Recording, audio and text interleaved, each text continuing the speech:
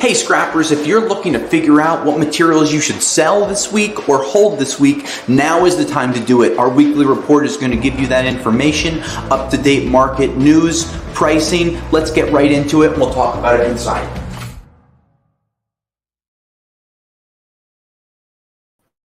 Hey scrappers, Tom here. Today is March 1st, 2023. Can't believe that 2 months of the year are done already. It's just going by so quickly. Thanks for joining this week.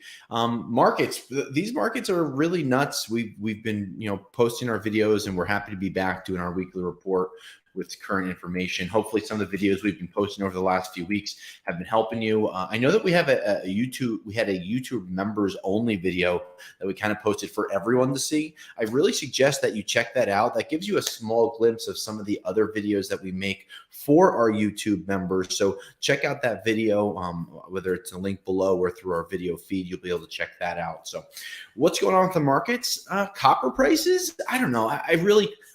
I'm so incredibly confused on what's going on. It really is upsetting because there's no flow. And let me tell you what I mean. A week and a half ago, copper was trading like 420, 421 per pound. Today, copper is trading at 414. All right, 7-cent difference. But during that time, we went from 421 down to 398 and then back to 414, really kind of like in a V shape. It went from up to down and then right back up. And the frustrating part is there's no rhyme or reason when you look at some of the industry data. We've talked about this for months, and we'll continue to talk about the demand for copper, electric vehicles, renewable energy, infrastructure, yada, yada, yada, right? Those aren't changing. Those are going to continue to drive the demand for copper upwards. But these 20 to 30 cent market moving events is really tough because you can't predict that. I answered a question on YouTube earlier about, what are scrap yards making on copper? And the answer is like 10 to 15 cents a pound by the time all their profit, all their overheads and things go through.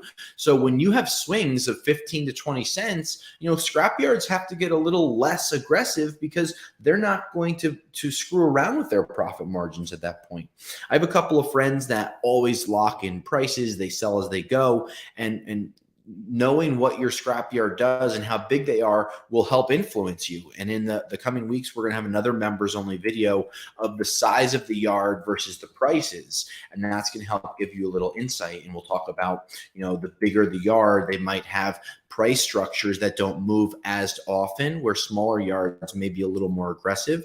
And we'll go through that and explain to you a couple of different types of scrap yards that are out there. So, copper prices pretty stable. I mean, brass prices, we've seen yellow brass reported between $1.90 and $2.15. Really strong prices there. We've seen red brass, which is also known as comp, which is also known as bronze, which is also known as composition. We've seen some red brass prices in the 230 to 245 range. So again, really strong markets there. Brass prices are going strong.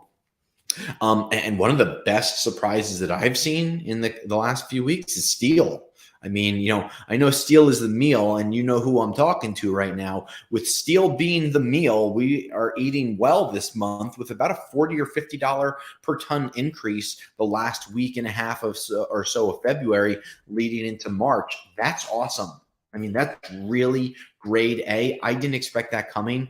First couple of weeks of February, I saw a small pullback on prices, and then we've seen like a $40 to $60 acceleration adding on, which has been awesome. Some people were saying that they've been getting 180 to 220 bucks a ton for shred, also known as light iron. So again, really strong markets. I would have thought that this would have been kind of opposite after the horrible earthquake in Turkey. I thought that we would have had more of a supply disruption, but I guess that a lot of mills, from what I talked to a couple of friends of mine, are having a hard time getting in quality scrap. So they're upping some of the prices domestically to be able to get some higher grades in. Because I also know that a lot of my friends are holding lots of material. And that's another thing that you can look at when you go to your yards. What are they holding? Or if they're holding large piles of stuff, should you be holding large piles of stuff? And I'm always an advocate of get it in, get it out, get it in, get it out. But sometimes if you do want to play the markets and you want to learn more, that's, just looking at what your scrap yards are doing will give you a really good idea of that as well. What else is going on in the markets? Aluminum prices are up. That's really great.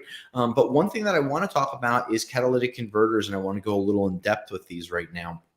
Now, during the month of March, I know the team over at RR Cats is doing a $20 additional promotion for $300 worth of OEM cats. You'll get another $20 added on there. So check out that promotion over at rrcats.com. They also offer free shipping. So that's, a win, and they have insurance.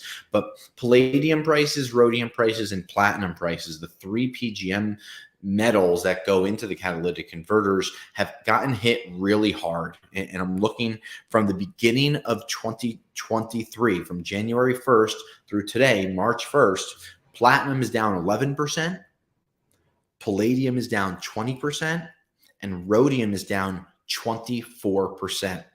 And these are large drops in addition to the drops that we saw in the fourth quarter and really the beginning of the third quarter of 2022. So we're seeing 3 consecutive quarters of price drops on catalytic converters, and that's really hurting the markets. So when I'm looking at these and I'm trying to figure out what's going on, I started to dig deeper. Why are the catalytic converter prices dropping? That's the information you're going to want to know and how it affects you. Platinum is about $940 an ounce today. Palladium is around $1,300 or $1,400 an ounce. But 6 months ago, palladium was double that, and platinum was still around that, maybe $1,000, $1,100 per ounce. Why is that important?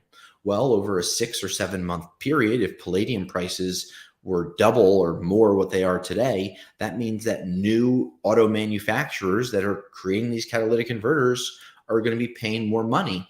And traditionally in gas engines, they use more platinum and palladium.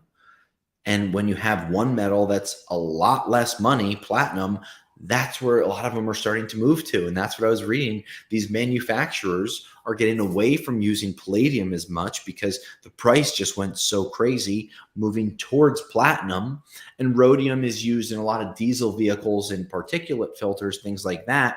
So that price just went from, I think at the all-time peak a year and a half ago was like $30,000 per ounce, and now we're sitting at like $8,400 per ounce. So we're having crazy price drops, and maybe I'll put together a little video just showing you 2 years of records for cats. That'll give you an idea where we are today.